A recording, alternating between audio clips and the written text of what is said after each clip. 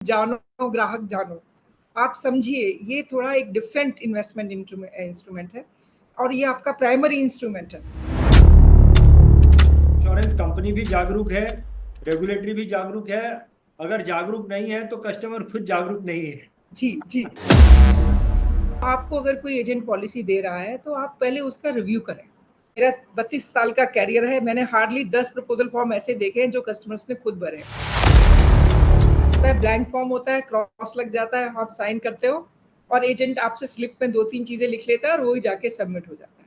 वो मेल पे या एसएमएस पे सारी चीजें जाती हैं, लेकिन वो ब्लाइंडली ओटीपी शेयर हो जाता है और हम देखते नहीं है हमारे प्रपोजल फॉर्म जो हमारी लाइफ पे है उसमें क्या लिखा जाता है। तो ग्राहक की जागरूकता के ऊपर कई सारी बातों को हमने हाईलाइट किया। पॉलिसी आपने ले ली है, उसके बाद आपको कोई लालच दे रहा है, आपको अच्छी नहीं है, आप पॉलिसी सरेंडर करा देंगे। आपका जो मेन ऑब्जेक्टिव है आपके इंश्योरेंस कवर का, वो वहीं डिफीट हो जाएगा।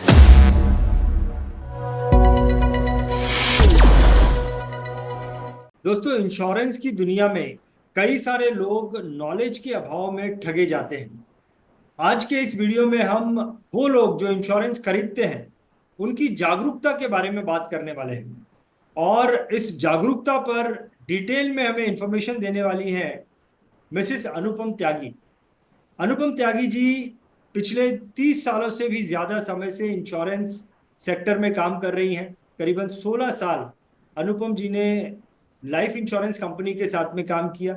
करीबन 16 साल अनुपम जी ने अवीवा लाइफ इंश्योरेंस कंपनी के साथ में काम किया। और फिलहाल वो इंश्योरेंस मैनेजमेंट इंस्टीट्यूट के साथ में काम कर रही हैं। चलिए मिलते हैं अनुपम त्यागी जी से और ग्राहक इंश्योरेंस की दुनिया में जो ग्राहक हैं उनकी जागरूकता के बारे में इंफॉर्मेशन लेते हैं। अनुपम जी, मैं आपका बीआईटीवी में बहुत बहुत स्वागत करता बहुत बहुत धन्यवाद एंड सभी दर्शकों को मेरा नमस्कार। और मैं आपको एक धन्यवाद देना चाहती हूँ कि आपने बहुत इंटरेस्टिंग टॉपिक एक सेलेक्ट किया है। नॉर्मली जब भी हमारी इंडस्ट्री की बात होती है तो नॉर्मली बात होती है कि भाई इंश्योरेंस बहुत ज़्यादा पेनिट्रेशन बहुत कम है।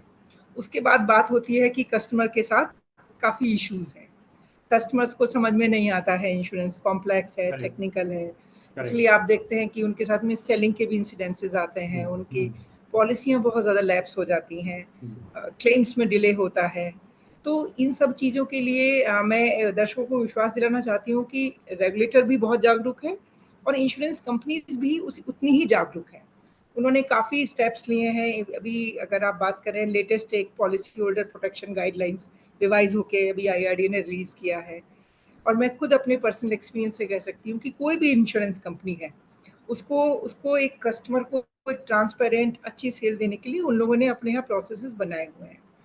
प्रॉब्लम जो मुझे लगता है आती है कि जहाँ मेरा जो एक इंश्योरेंस एक कॉन्ट्रैक्ट है, एक कस्टमर है, एक इंश्योरेंस कंपनी है।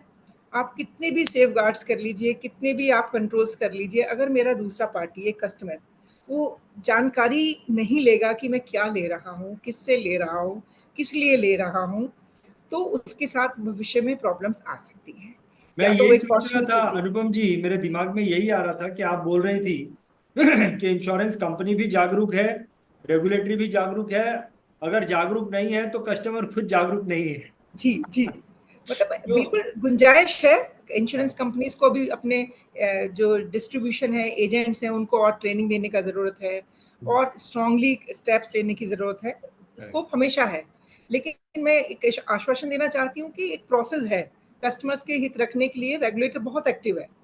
लेकिन ज़रूरत है कि जब मैं आप मुझे अपने अधिकार ही नहीं पता है, तो इसीलिए मुझे लगता है जिन दर्शकों को, जिन कस्टमर्स को प्रॉब्लम आती है, उनको सतर्क रहना चाहिए, सोच समझ के निर्णय तो लेना आपको चाहिए। क्या लगता है अनुपम जी के क्या किस प्रकार से वो सतर्क रह सकते हैं?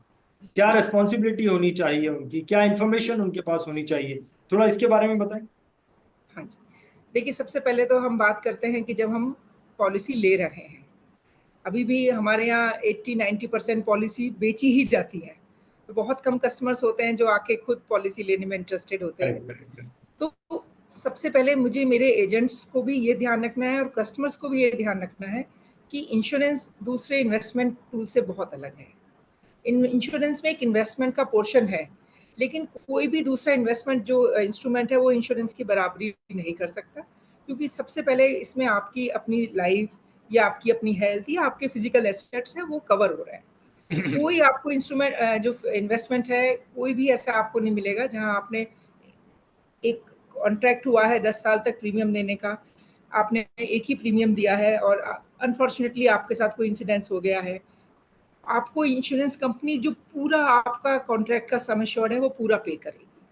अदरवाइज आप एफडी खोलते हैं या सिप खोलते हैं, जब तक आप देते रहेंगे पैसा तभी तक आपका इन्वेस्टमेंट होता रहेगा। और सबसे यहाँ बेसिक ज़रूरत है मुझे मेरे कवर की देने की, इंश्योरेंस कवर की। तो वो मुझे समझना चाहिए कि मैं इसलिए अगर मैं ये ले रहा हूँ, टर्म पॉलिसी ले रहा हूँ, तो मुझे अपनी सुरक्षा की ज़रूरत है। तो इसीलिए मैं ये कहती हूँ यहाँ तो मुझे और जागरूक होना चाहिए। अगर मैं म्यूचुअल फंड में इन्वेस्टमेंट कर रही हूँ तो मुझे पता है प्योरली मैं एक रिटर्न देखना चाहती हूँ कि भाई मेरे लिए अच्छा रिटर्न आए। लेकिन जब मैं इंश्योरेंस में जाती हूँ तो मुझे ये देखना है, चाहे वो हेल्थ इंश्योरेंस है, कि भाई नहीं, यहाँ मेरा एक रिस्क कवरेज है जिसकी ज़रूरत मेरी फैमिली को मेरे बाद पड़ सकती है, या मुझे अगर मेरी हेल्थ में कोई प्रॉब्लम हो, मेरे एसेट्स को कोई प्रॉब्लम हो तब पड़ सकती है। इसलिए बहुत ज़्यादा ज़रूरत है।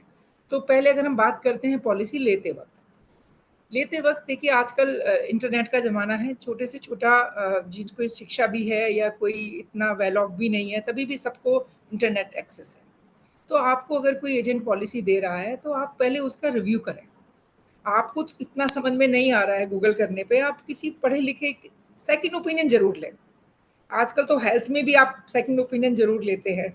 इनफैक्ट कई इंश्योरेंस कंपनीज़ तो अपना हेल्थ में एक बेनिफिट दे रही हैं कि वो सेकंड ओपिनियन अगर आप लेने जाते हैं डॉक्टर से तो वो भी फ्री मिलता है। तो इतना बड़ा अगर आप फाइनेंशियल इन्वेस्टमेंट करते हैं तो आप ज़रूर दूसरे कोई भी सोर्स से ज़रूर चेक करें कि आप क्या ले रहे हैं। फिर आप ये देखें कि आपकी ज़रूरत पूरी हो रही है कि नहीं।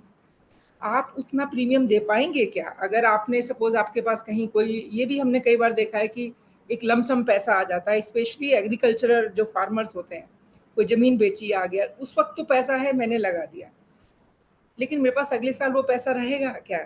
तो वो देखना है कि मुझे सिंगल प्रीमियम लेना है या मेरी प्रीमियम पेइंग कैपेसिटी कितने सालों तक की है। तो अगर कोई नौकरी पेशा है तो जनरली ये होता है कि भई 60 ईयर्स तक अपना इनकम आती है, उसके बाद उतना नहीं रहेगी। अगर आपने लंबा प्रीमियम टर्म ले लिया तो आपको फिर आगे प्रॉब्लम आएगी। आप ये सब चीज़ें आपको अपने लिए देखनी है, आपको कब पैसा चाहिए। तो वो आपका 15 साल में अगर ज़रूरत है तो आपको पॉलिसी टर्म 15 साल ही लेनी है, 20 साल नहीं लेनी है। तो ऐसा ना करें कि आप बीच में सरेंडर करें और नुकसान उठाएँ। ये सब चीज़ देखनी है। उसके बाद तो आपने एक पॉलिसी सेलेक्ट कर लिया। सेकंडली आपको प्रपोज़ल फॉर्म, मेरा 32 साल का कैरियर है, मैंने हार्डली 10 प्रपोज़ल फॉर्म ऐसे देखे हैं जो कस्टमर्स ने खुद भरे हैं। अच्छा। हाँ, जबकि बहुत कोई लंबा-चौड़ा, आजकल सभी कंपनियाँ बहुत छोटे प्रपोज़ल फॉर्म्स बना रही हैं। तो ये बड़ी एक आश्चर्यजनक बात है। नॉर्मली क्या होता है, ब्लैंक फॉर्म होता है, क्रॉस लग जाता है, आप साइन करते हो और एजेंट आपसे स्लिप में 2-3 चीज़ें लिख लेता है और वही जाके सबमिट हो जाता है। ये बहुत बड़ी गलती है। अगर आप खुद भी नहीं भर रहे हैं, तो आप एटलीस्ट भरे हुए फॉर्म पे साइन करें। देखें कि कोई कॉलम ब्लैंक ना हो, आपकी नॉमिनी का नाम सही लिखा हुआ हो। कई बार ऐसे भी हमने क्लेम में देखा है कि नाम तक गलत हो जाता है, फिर बेचारा नॉमिनी जो है वो एफिडेविट देता है या कोई प्रॉब्लम होती है। सिमिलरली अगर आपके कोई हेल्थ रिलेटेड क्वेश्चंस हैं, आप उनको सही बताएं। ये सब जो गलतियां हैं, तो जो बाद में जो दावों में डिले होता है या आपके क्लेम रिजेक्ट होते हैं, ये तब बड़ी भारी पड़ती हैं। हो सकता है आपको हाइपरटेंशन, डायबिटीज हो, आपका थोड़ा प्रीमियम एक्स्ट्रा लें लेकिन आपको पॉलिसी मिलेगी। अगर आपने नहीं दिया तो आपका पूरा उम्मीद है कि वो दावा, अगर आपकी बहुत अर्ली क्लेम हो जाएगा तो वो निरस्त हो जाएगा। तो ये अगर आप सावधानी पहले बरतें, और मेरा अपना मानना ये है कि आम कस्टमर, उसका ऐसा इंटेंशन नहीं होता है। कितनी बार ये हमने जो आप देखा बात है कि बोल रही हैं, अनुपम जी, ये जो आप बात बोल रही हैं, ये आप लाइफ इंश्योरेंस को दिमाग में रख के बात कर रही ये हैं? वाला लाइफ इंश्योरेंस के लिए, लाइफ हेल्थ इंश्योरेंस। इंश्योरेंस में भी, ऐसे ही है। हेल्थ इंश्योरेंस में ऑनलाइन पॉलिसीज ज़्यादा ली जाती हैं। अगर आप, आजकल डिजिटल फॉर्म का ज़माना है, कोई ऑफलाइन प्रपोजल फॉर्म नहीं भरता, वहाँ भी आईआरडी का मैंडेट है कि जब तक कस्टमर के पास भरा हुआ प्रपोजल फॉर्म और डॉक्यूमेंट्स नहीं आएंगे, वो नहीं पड़ेगा और एक ओटीपी पे कंसेंट नहीं देगा, तब तक इंश्योरेंस कंपनी प्रीमियम नहीं ले सकती। लेकिन वहाँ भी हमने देखा है कि बस वो मेल पे या एसएमएस पे सारी चीज़ें जाती हैं, लेकिन वो ब्लाइंडली ओटीपी शेयर हो जाता है और हम देखते नहीं है हमारे प्रपोजल फॉर्म जो हमारी लाइफ पे है उसमें क्या लिखा जा रहा है। सो ये एक प्रॉब्लम है सबसे बड़ी, जो मुझे ऐसा लगता है कि हम देखते नहीं है क्या है। तीसरा, ट्रैक करें। आपकी पॉलिसी आईआरडीए का मैंडेट है कि 15 दिन के अंदर अंदर या तो इशू हो जाएगी, या कोई रिक्वायरमेंट होगी तो बताई जाएगी, या डिक्लाइन हो जाएगी। ये तो नियम आईआरडी ने बनाया हुआ है, लेकिन ये नियम कहीं नहीं है कि आपका पैसा इंश्योरेंस कंपनी कितने दिन तक रख सकती है बिना पॉलिसी इश्यू करे हुए। तो हमने देखा है काफ़ी मोटे अमाउंट भी 3-3 महीने 4-4 महीने पड़े रहते हैं, क्योंकि ये इंटरनल पॉलिसी होती है। तो आप देखें कि आपकी पॉलिसी में अगर आपने पैसा दिया है तो 15 दिन के अंदर पॉलिसी क्यों नहीं इशू हो रही है। अगर कोई रिक्वायरमेंट है तो आप पूरी करें। तो ये सब चीज़ें, बहुत चीज़ें हैं जो हमें पॉलिसी लेते वक्त देखनी चाहिए। तो ये तो बातें हो गई पॉलिसी लेते वक्त। जी। और जब कोई व्यक्ति पॉलिसी ले लेता है, जी। तो ले लेने के बाद में जब पॉलिसी उसके पास में आ गई तो क्या उसका काम खत्म हो जाता है, या पॉलिसी नहीं, लेने के बाद में भी कुछ चीजें ऐसी हैं जिस पर उन्हें ध्यान देना चाहिए एज ए कस्टमर? बिल्कुल, बहुत ज़्यादा ध्यान देना चाहिए, क्योंकि अभी तक आपने सुना है, समझा है, हो सकता है इंश्योरेंस कंपनी ने ब्रोशर दिया है वो भी पढ़ा है, लेकिन एक्चुअली में क्या कॉन्ट्रैक्ट हुआ है, तो वो आपको बहुत ज़रूरी देखना पड़ता है। इनफैक्ट एक ऑलमोस्ट मैंडेट ही है आईआरडीए का कि कुछ कंपनियां पॉलिसी लेने के पहले कुछ बाद में एक कॉलिंग भी करती हैं कस्टमर से, वेरिफिकेशन कॉल। वहाँ भी आपको बड़े सिंपल टर्म्स में आपकी पॉलिसी की डिटेल्स बताए जाते हैं। तो मेरा ये सुझाव है कि हर कस्टमर को वो कॉल लेनी चाहिए, समझनी चाहिए, तभी हाँ कहनी चाहिए। और जब आपकी पॉलिसी इशू होकर आपके पास पॉलिसी डॉक्यूमेंट आता है, तो उसके अगर आप पूरा टर्म्स एंड कंडीशन नहीं भी पढ़ना चाहते हैं, ना पढ़ें, लेकिन जो पॉलिसी शेड्यूल है पहला पेज, जिसमें लिखा हुआ है आपको कितने दिन प्रीमियम देना है, आपकी पॉलिसी कब खत्म होगी, कितना प्रीमियम देना है, आपका नॉमिनी कौन है, आपका सम एश्योर्ड कितना है, और उसके अलावा अभी तो आईआरडीए ने कस्टमर इंफॉर्मेशन शीट मैंडेट कर दिया है, तो उसमें बेसिकली जो मेन फीचर्स होंगे वो सब होंगे। उन चीज़ों को ज़रूर पढ़ें। उसके बाद 30 दिन का फ्री लुक है आजकल सब कस्टमर्स के लिए। अगर वो किसी वजह से उनको कुछ चीज़ सही नहीं लगती है तो पहले अपनी इंश्योरेंस कंपनी से कांटेक्ट करें, और अगर फिर भी आपका जो डाउट है वो रिजॉल्व नहीं होता, फ्री लुक कराएं पॉलिसी को, नया पॉलिसी लें। उसके बाद आती है बात की जब ये पॉलिसी जब की आपकी चालू रहती है, तो आपने जो प्रीमियम है, मेरी सलाह है कि आप ऑटो डेबिट ऑप्शंस करें ताकि आपकी पॉलिसी कभी लैप्स ही ना हो, आपका प्रीमियम अपने आप कटता रहे। इंश्योरेंस कंपनी के कस्टमर पोर्टल पे रजिस्टर करें ताकि आपको इन्फॉर्मेशन रेगुलरली मिलती रहे। और आपको कुछ भी प्रॉब्लम है तो आप इंश्योरेंस कंपनी से डायरेक्टली बात करें। ये जो बीच में आजकल आपने काफ़ी सुना होगा कि कस्टमर को कॉल आती है, आपको बोनस मिल रहा है या आपकी पॉलिसी अच्छी नहीं है, या हो सकता है आपको कोई दूसरा एजेंट कहे कि अरे आपने गलत पॉलिसी ले ली है। आप अपनी जो भी आपकी शंका है उसके लिए आप सीधा कस्टमर, हर इंश्योरेंस कंपनी का टोल फ्री नंबर होता है जो पॉलिसी डॉक्यूमेंट पे होता है, आप वहाँ से कॉन्टैक्ट करें। पॉलिसी के बारे में अपने फैमिली मेंबर्स को ज़रूर बताएं कि भाई हमने ये पॉलिसी ली है, ये नॉमिनी है, ताकि उन्हें भी पता रहे कि अगर कोई प्रॉब्लम आती है तो कहाँ किसको कांटेक्ट करना है। और एक सबसे ज़रूरी बात जो हमें देखा है कि जो बहुत बड़ी समस्या है हमारे देश में, करीबन अगर मैं 2-3 साल पहले का मेरे पास डाटा है, 25,000 करोड़ अनक्लेम पड़ा हुआ है। पच्चीस इंश्योरेंस हजार कंपनी का करोड़ क्लेम, जी, इंश्योरेंस कंपनी का क्लेम प्रोसेस कोई इतना कॉम्प्लेक्स नहीं है। लाइफ हो, हेल्थ हो, ऑफ कोर्स डॉक्यूमेंटेशन के ऊपर डिपेंड करता है। प्रॉब्लम क्या आती है कि कस्टमर्स जब भी अपना कम्युनिकेशन डिटेल्स अपडेट नहीं करते हैं, एड्रेस अपडेट नहीं होता है, फ़ोन नंबर अपडेट नहीं होता है, ईमेल्स अपडेट नहीं होती हैं, बैंक अकाउंट या तो होता नहीं है, अगर होता है तो कई बारी इनवैलिड होता है। तो ये इंश्योरेंस कंपनी के पास एक बहुत बड़ा टास्क है, रेगुलेटर बहुत सख्त है, फाइनेंस मिनिस्ट्री बहुत इसके ऊपर सीरियस है। प्रॉब्लम ये आ रही है कि सब पैसा देने के लिए तैयार हैं लेकिन कस्टमर से कनेक्ट नहीं हो रहा है। तो ये सबसे की पॉइंट है कि आप अपनी इंश्योरेंस कंपनी को लगातार, अगर आपके डिटेल्स में कोई भी चेंज हो, आपकी नॉमिनेशन में कोई चेंज हो, आप प्लीज़ उस अपनी इंश्योरेंस कंपनी को कांटेक्ट करें और अपडेट करें। एक चीज तो आपने बताई है अनुपम जी के 30 दिन के भीतर अगर ग्राहक को ये पता चलता है कि उसकी पॉलिसी में कुछ गलत इंफॉर्मेशन है, जैसा वो चाहता था वैसी पॉलिसी नहीं है, तो वो कंपनी से कांटेक्ट कर सकता है। बिल्कुल। लेकिन हकीकत में ऐसा नहीं होता है। जब कभी कस्टमर का क्लेम आता है या जब कभी उसे जरूरत पड़ती है तब वो अपनी पॉलिसी को ऐसे ऐसे करके उठाता है, उसकी धूल को साफ करता है, और फिर उसे पता चलता है कि उसकी पॉलिसी में जो है ये जो है जैसी चाहिए थी वैसी नहीं है। तो ऐसी परिस्थिति में अब तो फ्री लुक का पीरियड भी चला गया, बहुत आगे निकल गया, वो 4-5 साल 6 साल आगे आ गया है। ऐसी परिस्थिति में क्या उसके पास में कोई सहारा है?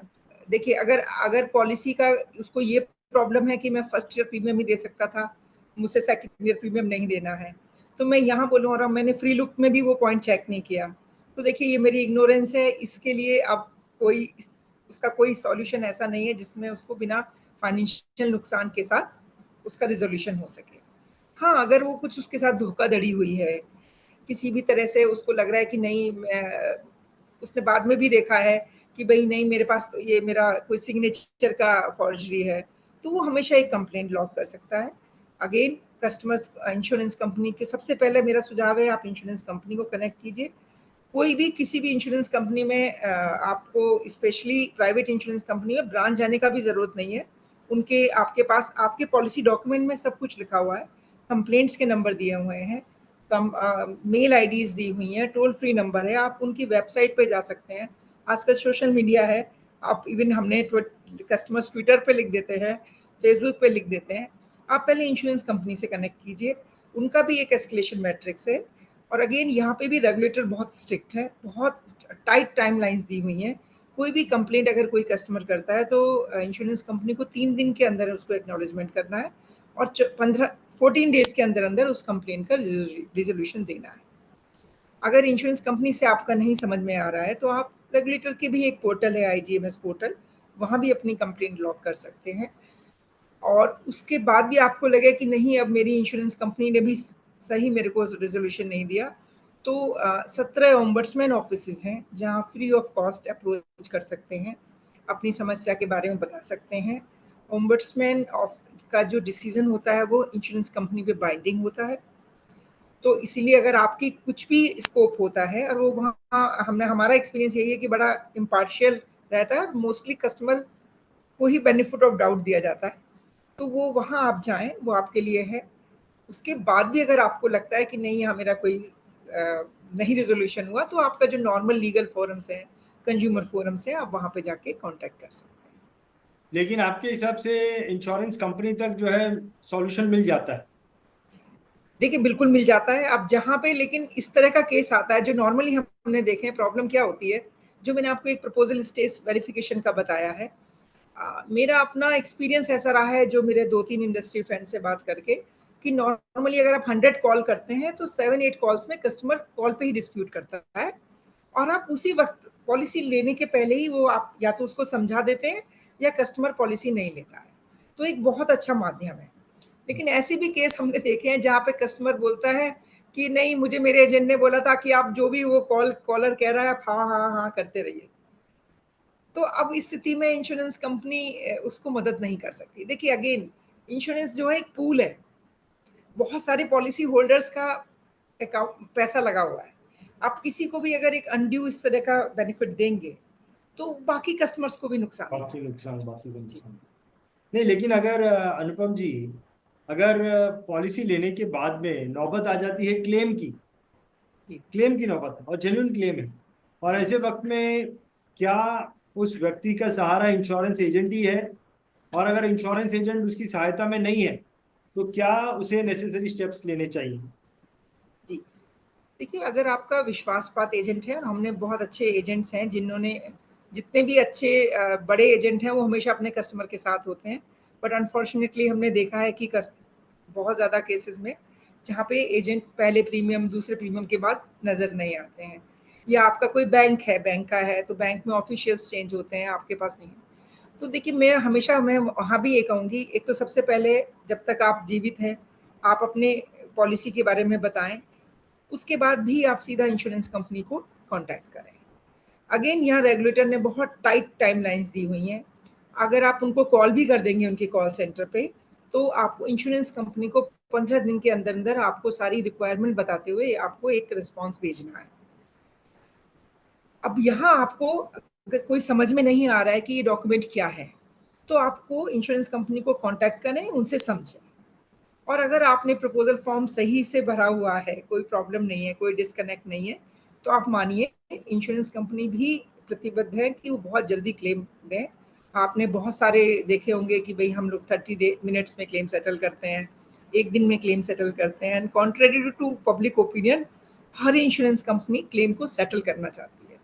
जो कोई किसी के पास कोई ऐसा मैंडेट नहीं है कि आपको ये क्लेम डिक्लाइन करने इतने ज़्यादा ताकि पैसा, नहीं, ऐसा नहीं है। ऐसा नहीं। जी। तो डायरेक्ट, और अगर डायरेक्ट ग्राहक जो है वो डायरेक्ट कंपनी के पास जा सकता है बिल्कुल, और कंपनी के थ्रू जो है अपना क्लेम का प्रोसेस वो शुरू कर सकता जी, बहुत सारे रास्ते हैं। इवन आपको प्रोविजन है कि आप वेबसाइट पे भी क्लेम इंटीमेशन दे सकते हैं। है। अच्छा, ओके। ब्रांच ऑफ कोर्स ये है कि कई बार हमारा एक इंडियन साइकी है कि हम जाते हैं ब्रांच में, पेपर दिखाते हैं, तभी हमें लगता है कि हमारे पेपर सही हैं। आप वो कीजिए, बेशक कीजिए, हमेशा ब्रांच से। लेकिन कई बार क्या होता है, वो ब्रांच में हम मौजूद नहीं है। आप ऐसी केसेस में अभी तो कोविड के बाद से बहुत सारे जो कंपनीज को मैं जानती हूँ, जो सिंपल आपने मेल पे भी अगर डॉक्यूमेंट भेज दिए, उसके बेसिस पे आपका क्लेम सेटल हो जाता है। आपको हार्ड कॉपीज भेजने की भी जरूरत नहीं है। हाँ, प्रॉब्लम कहाँ आती है, जहाँ बहुत जल्दी अगर डेथ क्लेम हो गया है तो ऑब्वियसली आपका थोड़ा सा क्लेम इंश्योरेंस कंपनी इन्वेस्टिगेशन भी करेगी। वहाँ आपका थोड़ा इन्वेस्टिगेशन में टाइम लग सकता है और आपको हो सकता है 1-2 बार पेपर्स देने पड़े। लेकिन आप उसमें भी, मेरा हमेशा मानना है, अगर आपने क्लेम डॉक्यूमेंट दे दिए हैं और आपका नहीं कुछ पता चल रहा है, किसी थर्ड पार्टी पर रिलाई ना करें, contact your insurance company directly. Perfect, perfect. और तो किसी ग्राहक वजह की, से अगर जी क्लेम अगर डिक्लाइन भी होता है तो वहाँ पे इंश्योरेंस कंपनी के पास क्लेम रिव्यू कमेटीज होती हैं, आप वहाँ अपना रिप्रेजेंट करें, वहाँ भी आपको रेजोल्यूशन होता है।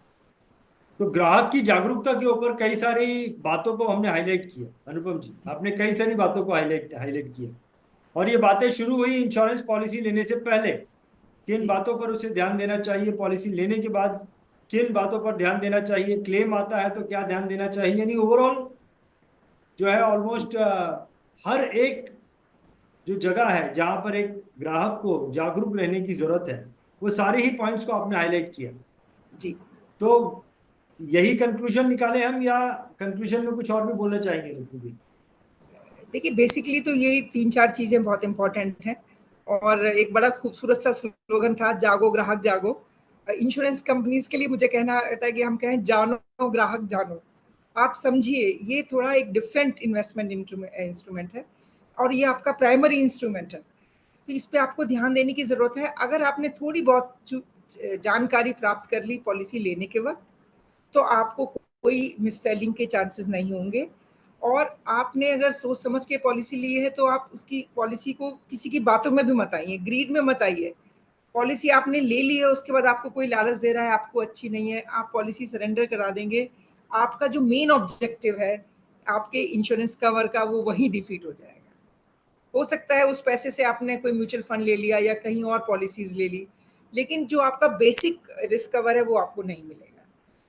थोड़ा सा हम इवन इंडियन जो कंज्यूमर है, अगर वो सब्जी भी लेने जाता है, आप देखिए 2-3 जगह रेट पूछता है।